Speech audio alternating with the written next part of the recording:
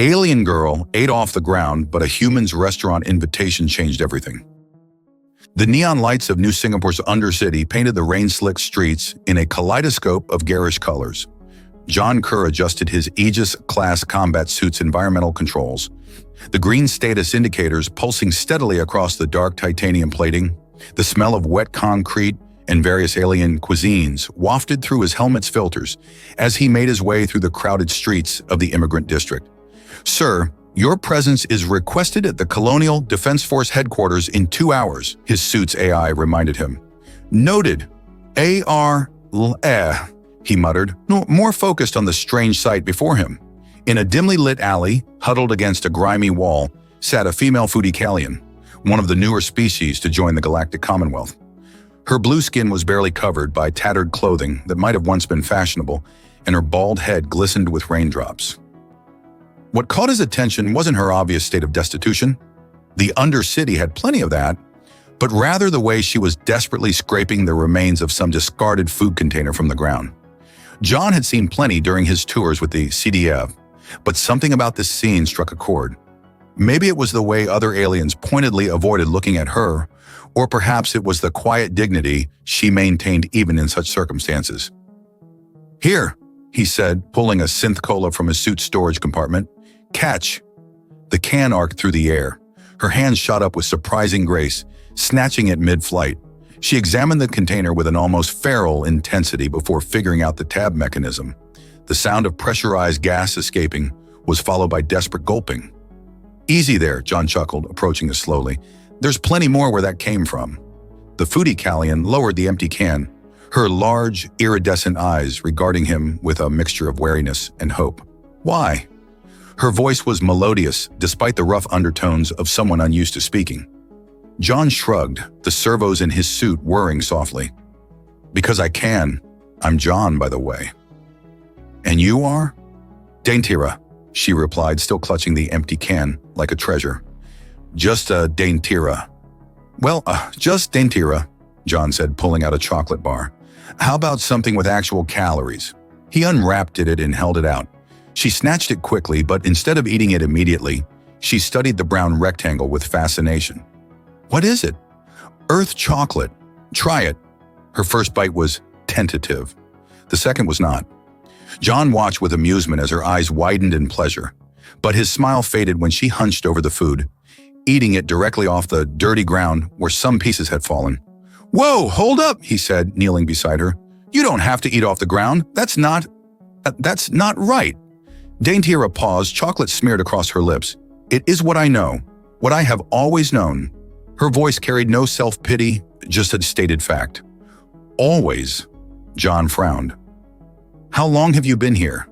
3 Earth years, since the evacuation of Fudicala Prime." She wiped her mouth with the back of her hand. "No one will hire a refugee without credentials, especially not one who," she gestured to herself, "who lives like this."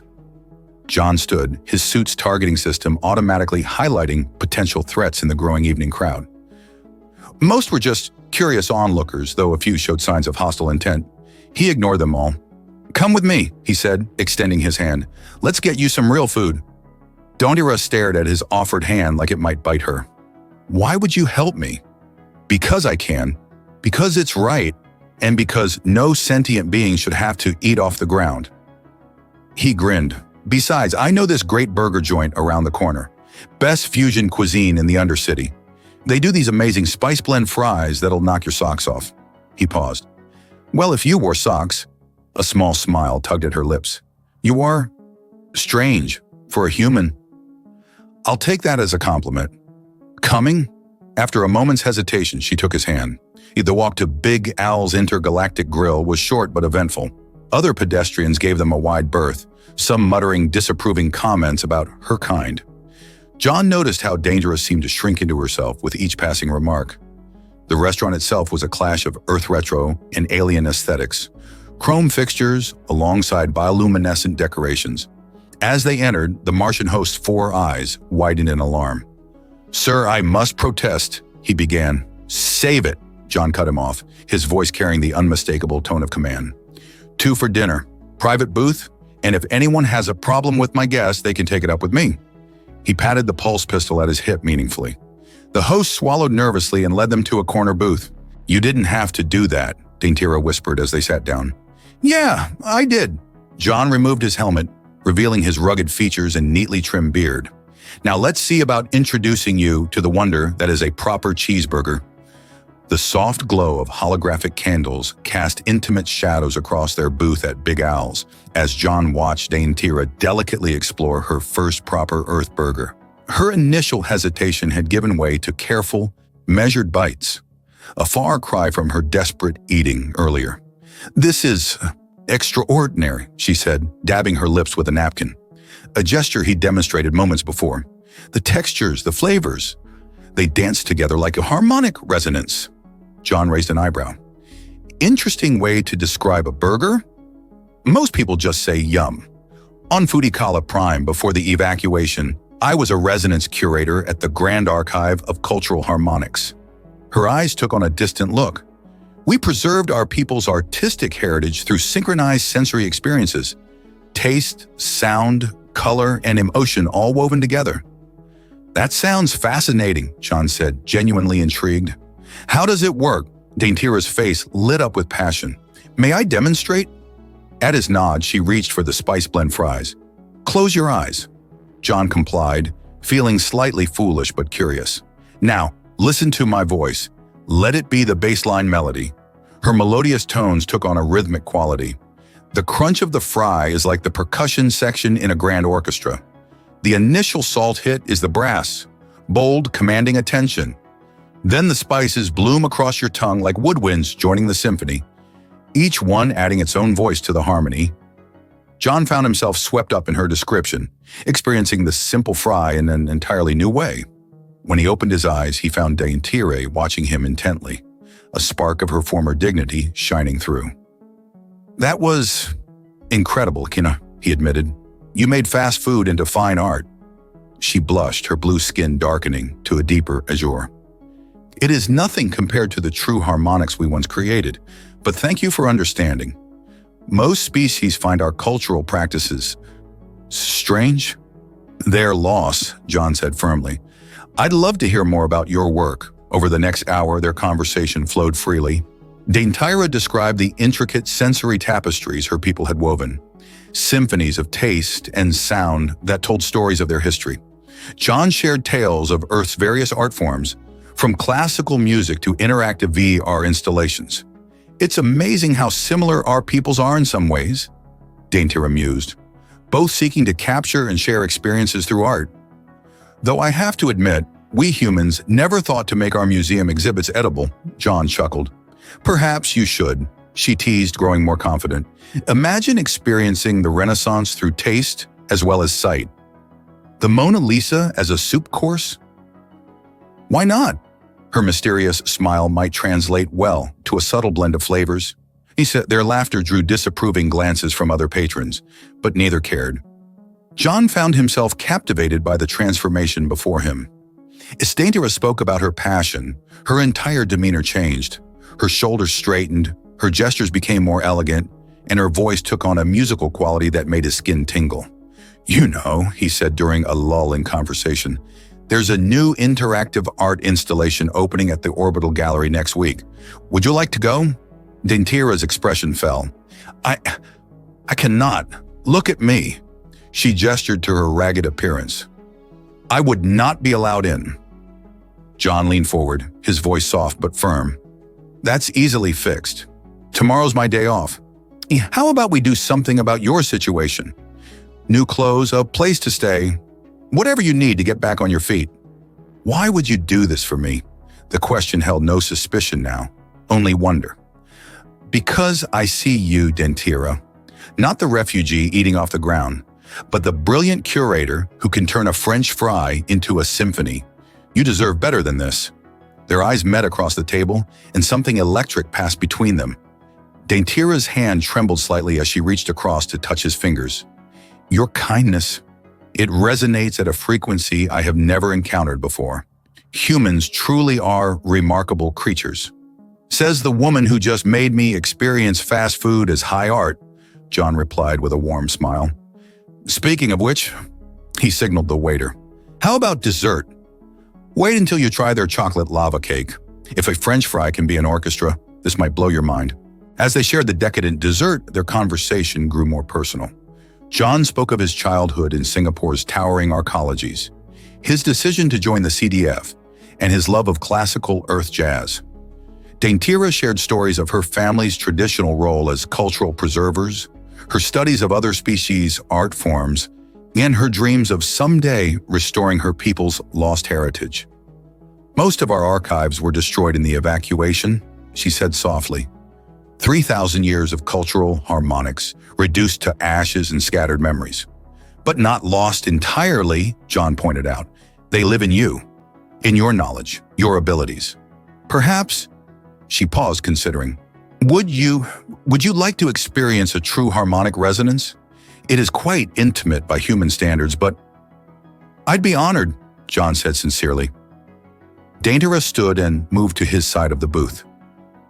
Close your eyes again, she whispered, her breath warm against his ear. She began to hum, a complex melody that seemed to vibrate through his very bones. Her fingers traced delicate patterns on his palm, each touch corresponding to a note in her song. The sensation was unlike anything John had ever experienced. Colors seemed to bloom behind his closed eyelids. Tastes and scents wove through the melody, and emotions that weren't entirely his own flowed through him. Wonder, gratitude, attraction, hope. When the resonance faded, he opened his eyes to find Daintyra watching him with a mixture of anticipation and vulnerability. Words failed him. Too much, she asked anxiously. Beautiful, he finished, like nothing I have ever experienced. Their faces were close now, very close. The air between them seemed charged with possibility. The morning sun cast prismatic reflections through the crystalline towers of New Singapore's shopping district as John guided Daintyra through its bustling walkways. After their memorable dinner, he'd arranged temporary accommodations for her at a CDF-approved refugee shelter. Now, freshly showered but still in her tattered clothes, she walked beside him with a mixture of anxiety and anticipation. First stop, John announced, gesturing to an upscale boutique called Stellar Styles. Time to help you look as elegant on the outside as you are on the inside.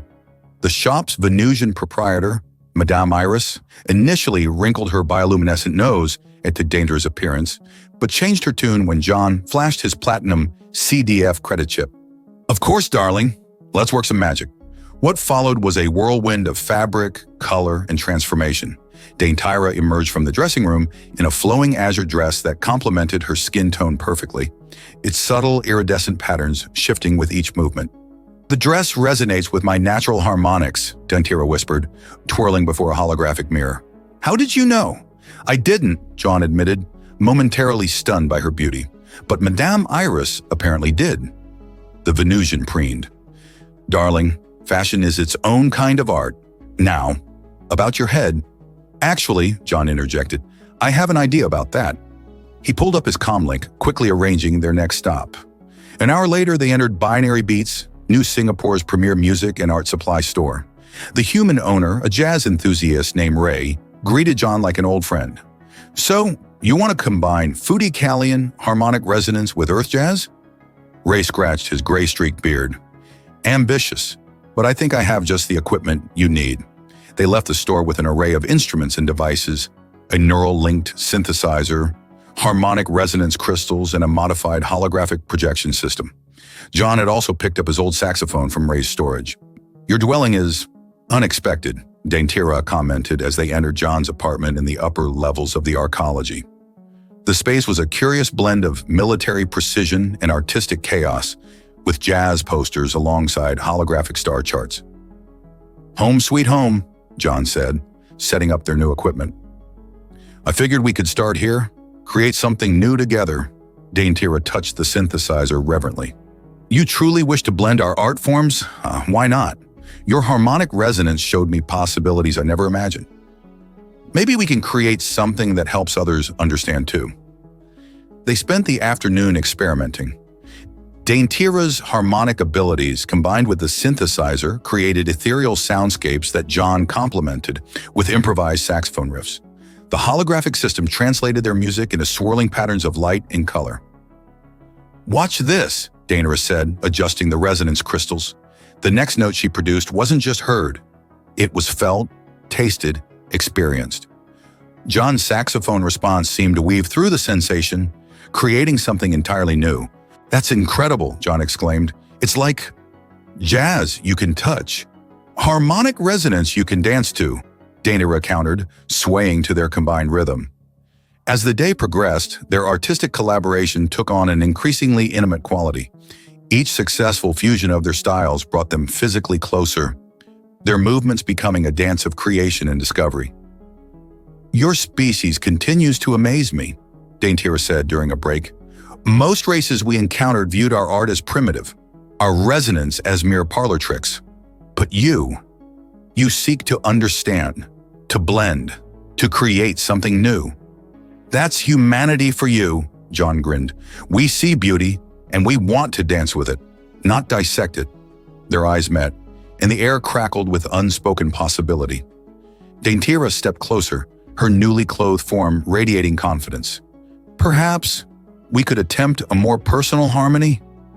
John's heart raced as she initiated a resonance. Different from the one at the restaurant, this one spoke of desire, of connection, of two different melodies seeking to become one song.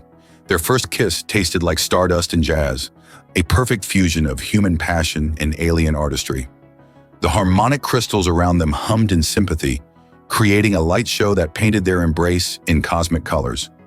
When they finally parted, both slightly breathless, the holographic system had captured their moment of connection, translating it into a swirling masterpiece of light, sound, and sensation.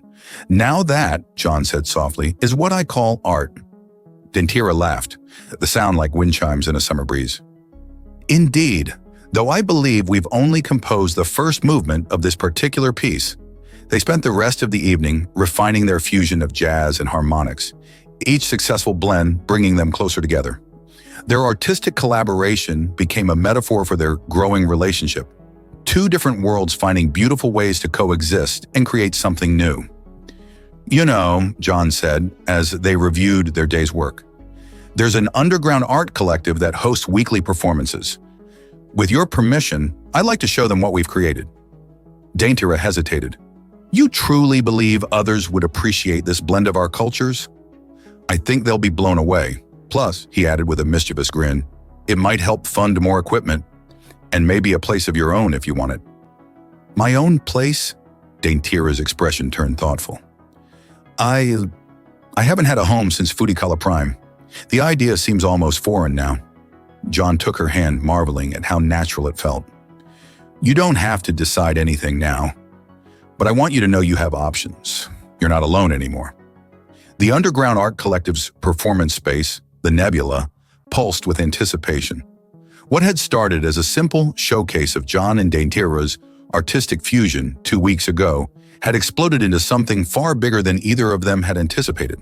Tonight, the crowd included not just the usual eclectic mix of artists and enthusiasts, but also several well-dressed corporate representatives. Among them sat Thomas Sterling, CEO of Stellar Entertainment, the largest media conglomerate in the Sol system.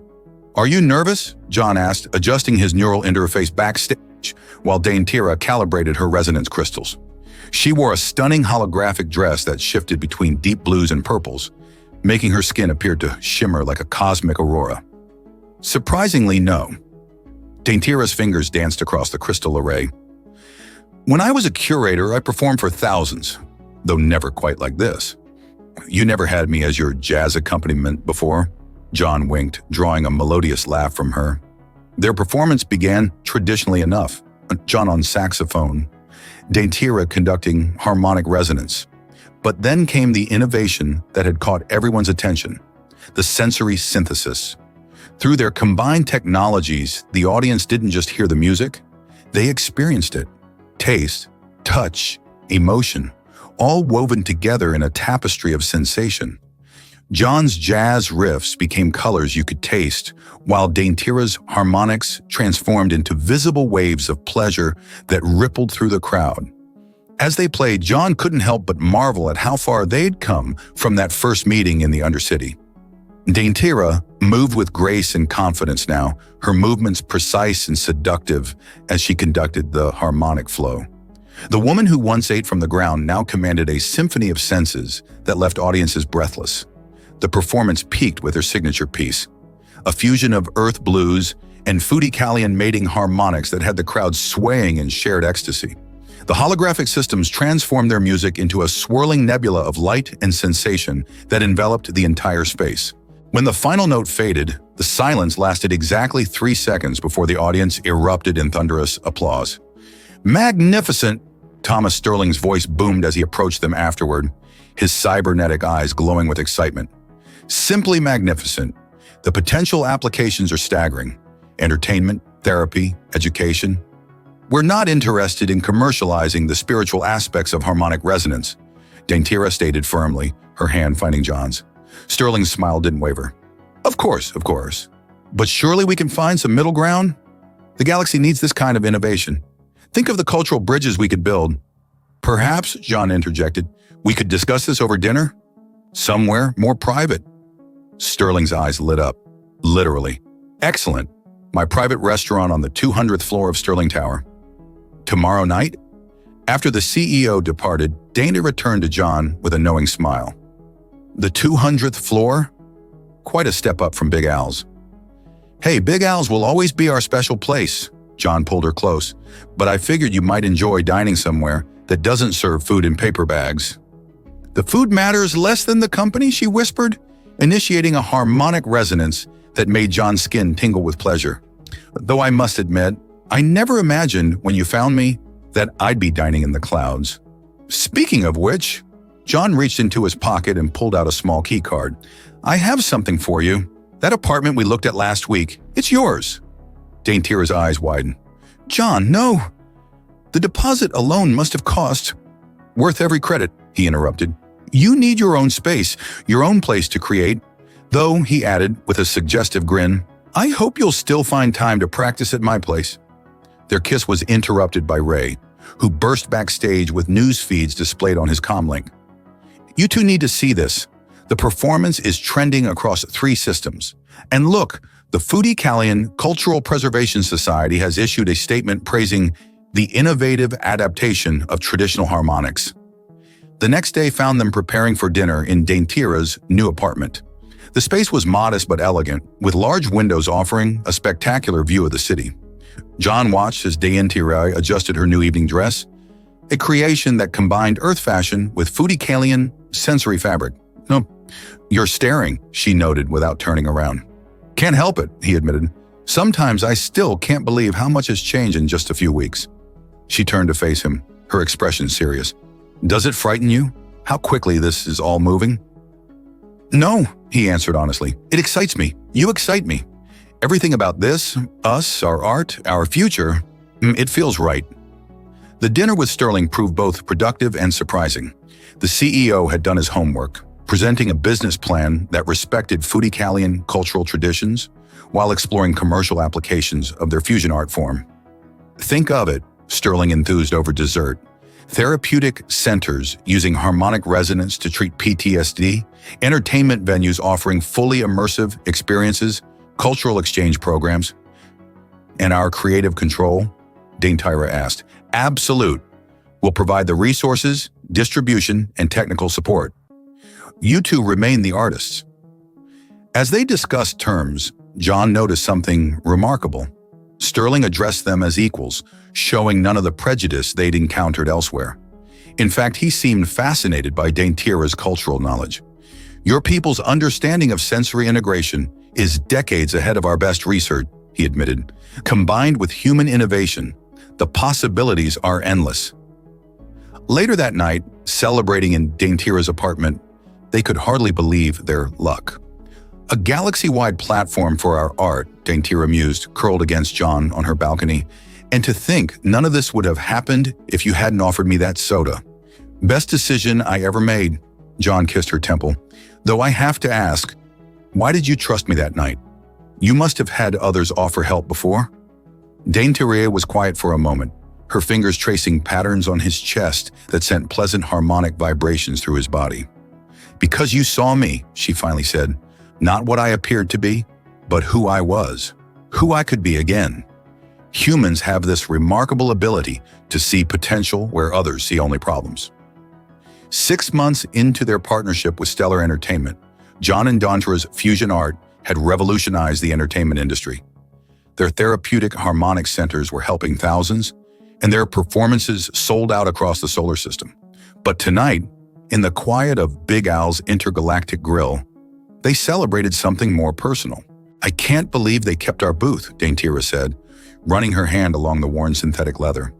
She wore an elegant designer dress now, but her eyes held the same wonder as that first night. "Al says it's good for business," John grinned. The booth where it all began. They've even got a little plaque." Indeed, a small holographic marker flickered above their table. "Where human jazz met foodie Callian harmony."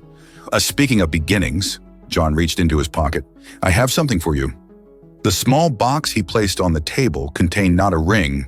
Human customs didn't translate well to foodie call-in traditions, but a specially crafted resonance crystal cut to harmonize with both their biological frequencies. "John," Dantira breathed, lifting the crystal.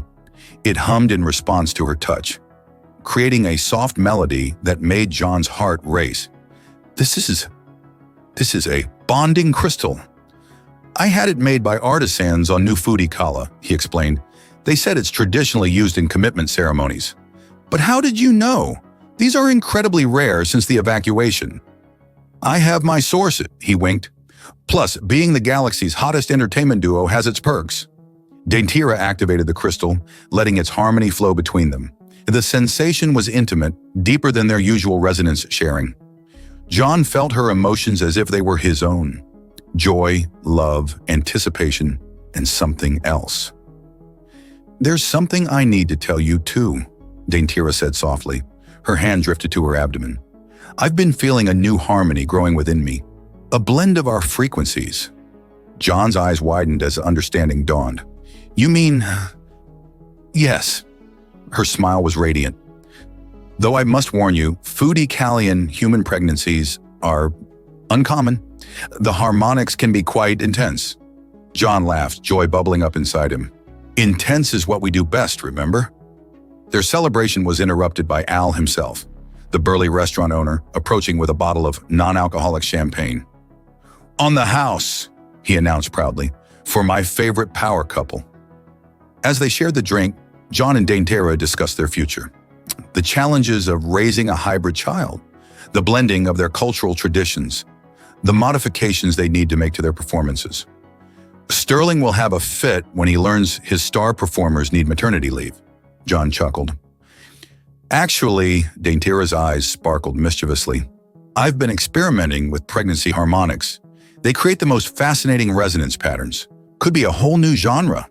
Later that night, in their newly purchased penthouse apartment, success had its perks. They lay together on their observation deck, watching the city lights below. Dantira conducted gentle harmonies that let John feel the tiny life growing inside her, a swirling melody of human determination and foodie Callian grace. "I never imagined this," Dantira mused, guiding John's hand to feel a particularly strong harmonic pulse. "When you found me in that alley, I'd accepted that my life would be less, that I'd never create art again, never have a family. And now look at you," John kissed her temple. "Famous artist, soon-to-be mother, and still the most beautiful being I've ever seen eating a burger." She swatted him playfully, but her expression turned thoughtful. "I've been thinking about the others, refugees like I was. Perhaps we could use some of our success to help them." "Already working on it," John revealed. "Sterling's board approved our proposal for a cultural rehabilitation program. Art therapy, job training, the works." "You wonderful man," Dantira initiated a harmony that made John's entire body tingle with pleasure. "Always thinking ahead." "Well, someone has to," he teased. "You artists are too busy feeling the cosmic vibrations." Their laughter was interrupted by a call from Sterling himself. The CEO's holographic form materialized, looking excited. "Sorry to interrupt your evening, but you need to see this. The Galactic Cultural Council just nominated your harmonic fusion for the Preservation Award. You're the first human-alien collaboration ever considered." After ending the call, they sat in stunned silence. From eating off the ground to winning cultural awards, Daintira shook her head in amazement. Humans truly are remarkable creatures. Hey, I just bought you dinner, John protested. You did all the hard work. No, she touched his face tenderly. You did something far more important. You saw possibility where others saw poverty. You offered dignity where others showed disgust. That's what makes humans special. You don't just dream of better things, you make them happen. The baby chose that moment to create a particularly strong, harmonic pulse, making them both laugh. Speaking of making things happen, John said, we should probably start thinking about names. In Fudikalian culture, we wait to name children until we've heard their personal harmony, Daintira explained. Each being has their own unique frequency. And in human culture, we argue about family names for months before settling on something we'll probably just shorten to a nickname anyway. Perhaps, Daintira suggested, creating a playful harmony between them, we could compose something new, like we always do. The orbital gardens of New Singapore floated serenely above the city, their crystalline domes refracting starlight into prismatic patterns. Originally designed for agricultural research, today they hosted the most anticipated cultural event of the decade, the first official human Fudikalian bonding ceremony. John stood beneath an arch of resonating crystals, their harmonics creating visible waves of color that matched his formal CDF dress uniform. The green indicators of his ceremonial armor pulsed in sync with the crystals, a modification Daintira had insisted on for aesthetic harmony. Nervous? Ray asked, adjusting his own formal wear. As John's best man, the old jazz musician had spent weeks learning Fudikalian ceremonial tones. Not nervous, John replied, watching guests file in. Just amazed. A year ago, I was just another CDF officer who happened to like jazz. Now look at this. The guest list read like a who's who of galactic society. Sterling sat in the front row, alongside representatives from the Galactic Cultural Council. Even more significantly, the Fudikalian High Harmonist had traveled from New Fudikala to officiate, the first time she performed a mixed species ceremony. The traditional wedding march was replaced by a stunning fusion piece composed by Ray, combining Earth classical music with Fudikalian harmonics. As it began, the garden's bioluminescent flowers responded to the frequencies, creating waves of light that rippled through the audience. Then Daintira appeared, and John forgot how to breathe. Her gown was a masterpiece of bioengineering and artistic design, its living fabric responding to her emotional harmonics. Patterns of light danced across the surface, telling their story, from their first meeting in that dark alley to this moment. Her growing baby bump was accentuated rather than hidden, celebrated as part of their harmony. By the stars, Ray whispered, she's conducting the flowers. Indeed, each step Daintira took caused the garden's flora to pulse in harmony with her dress. The effect was mesmerizing, but John couldn't take his eyes off her face. Her expression held the same wonder he'd seen when she'd first tasted that chocolate bar, but now transformed into something more profound. Joy mixed with absolute certainty. The High Harmonist began the ceremony, her voice creating visible patterns in the air. We gather today to witness the binding of frequencies, the joining of harmonies that should never have met, yet created something more beautiful for their unlikely convergence. The bonding ritual combined elements of both cultures. They exchanged traditional human vows while holding their bonding crystal between them, its harmonics translating their words into pure emotional resonance that washed over the audience. From this day forward, John promised, feeling Daintira's joy through the crystal, my rhythm follows yours. And my harmony embraces yours, Daintira responded, her voice creating patterns that made the flowers dance. When they kissed, the bonding crystal reached its peak resonance, creating a display of light and sensation that drew gasps from the audience. Every flower in the garden bloomed simultaneously, and even the non-Fudikalians present felt the wave of pure joy that radiated from the couple. The reception that followed was equally groundbreaking. Traditional human dancing alternated with Fudikalian harmonic meditation. The cake, designed by Big Al himself, incorporated flavor harmonics that changed based on each guest's species-specific tastes. You've started quite a trend, Sterling commented, watching various couples attempt to combine earth dances with harmonic movements. We've received inquiries from 17 different species about fusion ceremonies. Speaking of fusion, the high harmonist approached, her formal robes shimming with contained harmonics. "I've never encountered a hybrid pregnancy with such strong resonance patterns. Your child's harmony is unique." Dainira beamed, one hand on her bump. "We can feel it growing stronger each day. Sometimes the baby conducts its own little symphonies." "A prodigy in the making," John grinned, pulling Dainira close. "Takes after its mother." "And its father's tendency to break with tradition," Dainira teased. "The harmonics suggest it might have human vocal cords and Fudikalian resonance abilities, a true bridge between our peoples." Later, during a quiet moment in the garden's meditation grove, they swayed together to distant music, while their bonding crystal hummed contentedly between them. "Remember our first dance?" John asked. "In my apartment, when we were experimenting with jazz harmonics. You kept stepping on my resonance patterns," Dainira laughed, "and I couldn't understand why humans move their bodies so unnecessarily. Now look at us." He gestured to where humans and Fudikalians attempted to teach each other their respective dance styles. Cultural ambassadors. More than that, Dainira guided his hand to feel a particularly strong harmonic pulse from their baby. "We're pioneers. Our child will be living proof that harmony can exist between any peoples if they're brave enough to try." The baby kicked, creating a cascade of harmonic ripples that made nearby flowers bloom. "Strong little conductor," John marveled, "already making their mark on the world." Just like their father, Dainira initiated a private harmony between them, one that spoke of desire and absolute trust, who saw a hungry girl eating off the ground and offered not just food but dignity, hope, love. "You're going to make me cry in front of all these important people," John warned, though his eyes were indeed suspiciously bright. "Let them see," Dainira's voice carried the smile of absolute contentment. "Let the whole galaxy see what happens when someone dares to look past appearances and offer kindness. When two different melodies find their perfect harmony."